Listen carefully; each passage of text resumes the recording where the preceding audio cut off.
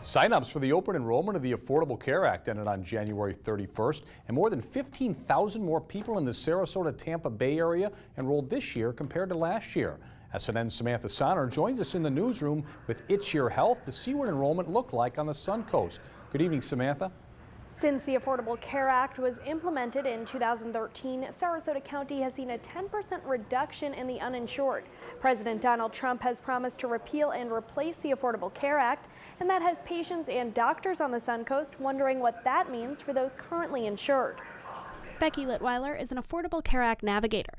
She's been helping patients at the Community AIDS Network in Sarasota sign up for insurance on the exchange. I have a couple that I signed up in 2013, and they had been without insurance like for 10 years or whatever. So they're really emotional about it because they feel like they finally got their health under control. Litweiler says since November, her office has only gotten busier. It was kind of like a big push. Everybody wanted to try to get insurance before the end of January. But patients still have questions about what's next. They were coming in to get a different plan or to renew their plan. They are very concerned that they were going to lose their health insurance.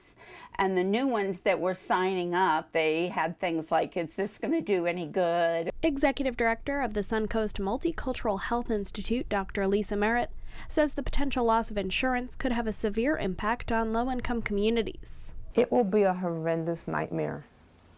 We were just getting to a place where we were beginning to turn the corner, where people were beginning to understand having access to health care, having the opportunity to participate in preventive strategies. Dr. Merritt says having insurance allowed people to get things like blood pressure under control and detect diseases like cancer earlier. We're concerned that we will see a rise and a widening in the disparities that were beginning to narrow, that we were beginning to see parity in life expectancy that's going to again widen because people will die sooner and more unnecessarily from preventable death and disease. Dr. Merritt says there is also a concern that those with pre-existing conditions may see an increase in insurance prices. In an interview with Fox News conservative commentator Bill O'Reilly Sunday, President Trump says they are in the process of replacing the Affordable Care Act, but it will maybe take place sometime next year. Grant? Lots of people paying attention to this one. Samantha, thanks for that report.